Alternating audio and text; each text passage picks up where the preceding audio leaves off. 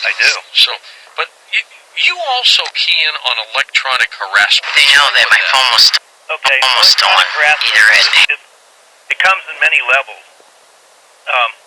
It's their surveillance. It's imposed surveillance of people's belongings, their surroundings, electronic, listening devices, transmitting, imaging, all that kind of stuff. Micro recorders, video cameras, like the news reporter that was harassed through the window of her motel. The guy finally went to jail.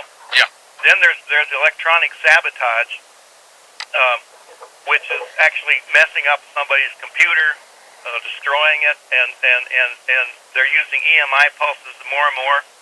And then there's what we call directed high energy devices, where I've actually seen microwave ovens taken apart, directing high energy beams, which causes heating because it's in the shorter wavelength, so it causes heating on the body.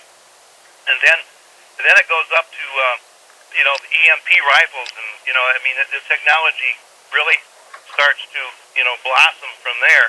And then it comes up to into voice data imaging, and then of course the short wavelength imaging that goes on.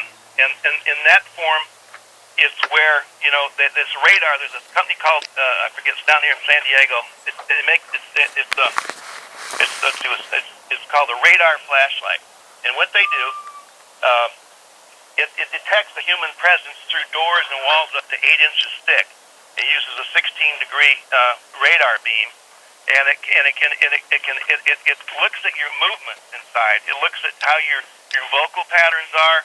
All these kinds of things. They do this from outside your house. Now, they wouldn't be able to do it around here where I'm at because it only has a short range. But I'm just saying, in a city, this is no problem. And the radar flashlight, it goes into a bigger emotional. It becomes like an emotional cluster, and it goes into a large system that is put together by the NSA on everybody now. And so you have your vocal speech patterns monitored.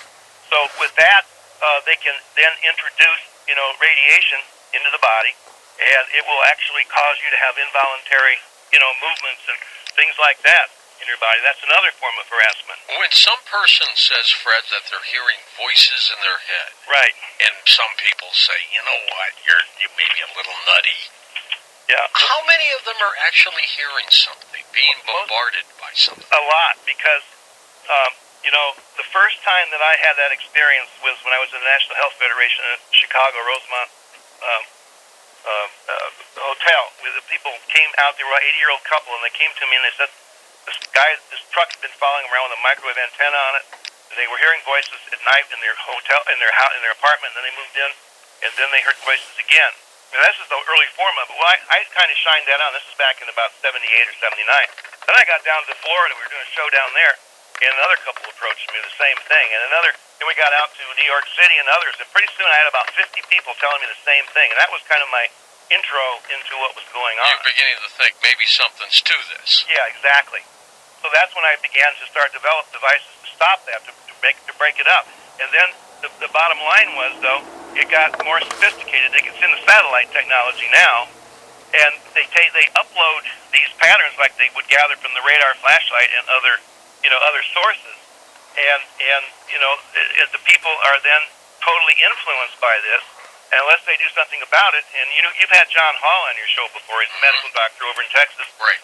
And he and I have been working together. He has literally thousands of people now that have this problem, and I've actually had thousands of clients that have these problems. Well, how do they select these people to go after? That's the $10,000 million question. And why? I could not answer that. And so neither could John. They select people from all walks of life get selected. Unless they're experiments. Yeah, they're experiments. It could be experiments. It could be saying, let's see if we can drive this person crazy. Yeah. And just, see how long it takes. And let's give it a try. Now, again, back in the 50s, government tested chemicals and biologicals over St. Louis, over a Navy ship. It happened. It's true. They've admitted it. Yeah. So who's to say this isn't true too? Yeah. Let me just give you a second here about some of the symptoms for those of you listening. Let's do that when we come right back, Fred. We're already at the top of the hour. Our special guest tonight, Fred Bell, author of The Inside Track. We'll get some of the symptoms of electronic harassment. Maybe you're being bombarded. We'll find out. Yep, and you're listening to Fred Bell with us, too, as we talk about his latest